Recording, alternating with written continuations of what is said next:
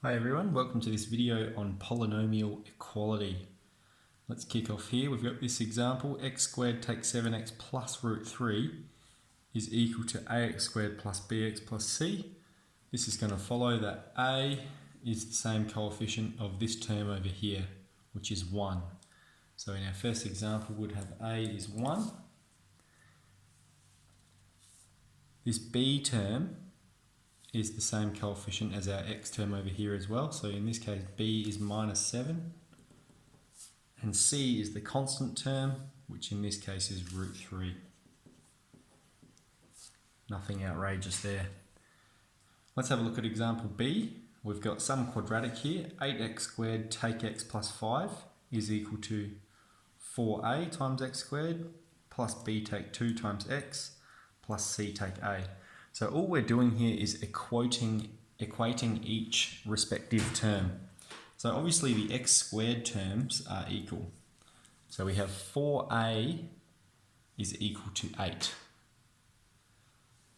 because both of these are the same coefficient. So 4a equals 8. This follows that a is 8 on 4, a is 2. Alright, if we look further along, we have b take away 2 equals minus 1. Okay, the coefficient of this x term is minus 1. So b take 2 is minus 1. We add 2 to both sides. b is positive 1. And lastly, our constant term says c take a. So we have c take a is going to be equal to 5. So c take a is 5. We've already found the value of a is 2. So we have c take 2 is 5. So we'll get c is 7. And we've found the values of a, b and c that make these two polynomials equal to one another. They're going to get a bit more complex now, and it's going to require some expansion. So here we have a cubic function. We can tell that because it's to the power of 3 here. And over here we've got a quadratic and a linear factor. And so what we're going to do is expand this out. And the way we'll do that is we'll start with this 2x term, and we're going to multiply every term in the second bracket by it. So I have 2x times ax squared. That's going to be 2 lots of a times x to the power of 3. 2x times ax squared. Next we're going to multiply it by the second term. So we'd have 2x times positive bx. So that'd be plus 2bx squared. Alright, the x times x is giving us the x squared. And then lastly, we'd have plus 2cx. Then what we're going to do is we're going to come and multiply the second term here by every term in this bracket. So we'd have plus 1 lot of a squared. Now I'm going to write that under this squared term here. So we're going to have here plus ax squared, and then we've got 1 times bx, so I'm going to have plus bx. And notice how underneath each term they've got the same value of x. So here's x squared, here's x, and lastly my last term is going to be plus c. So if I collect all of these like terms, at the front here we've got 2ax to the power of 3, plus, what we have here is 2b plus a, in brackets, times x squared. Those terms we can collect. 2b plus a in brackets times x squared. And then over here, we've got 2 lots of c plus b. Okay, we're just looking at the coefficient of the x term. 2c plus b times x. And then our very last term is plus c, that plus c there. And now what we're going to do is equate these two polynomials that we had up here. So I'll rewrite this one down here next to it.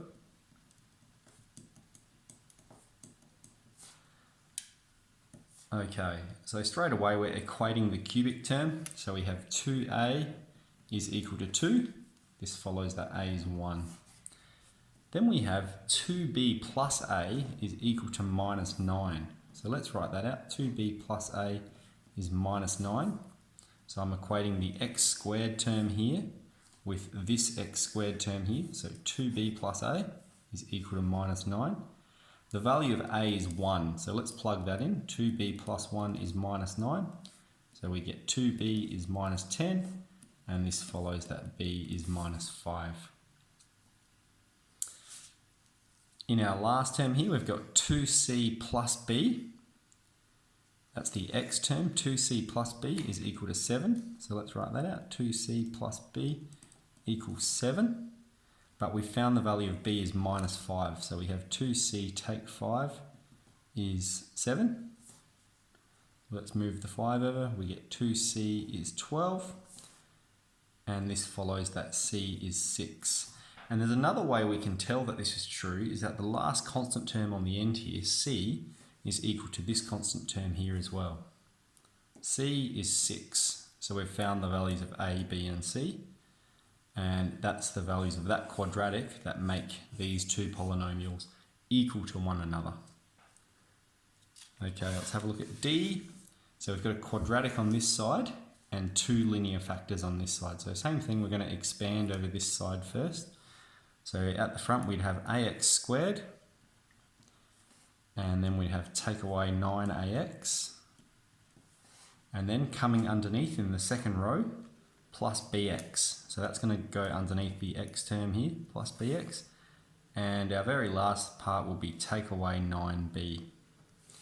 And let's collect those. We'd have ax squared, and then we'd have plus b take 9a times x. Alright, so without having to put a negative out the front, I've got b take away 9a. That's how many lots of the x term that we have. And then we have this take 9b at the end. And I'll equate this one again. So from here, we can see 2x squared equals ax squared. So a is 2. That's clear to see. And we can just look at this last term as well. We have minus 9b equals 72. And so b is 72 on minus 9. B is minus 8. So the values of a and b have been found. And this term in here, we could perform that just to confirm that we have the correct value of b, but we don't need to do that. We've found both a and b. Now, the only thing you might struggle with is the expansion process that I've laid out, where I put the terms underneath one another.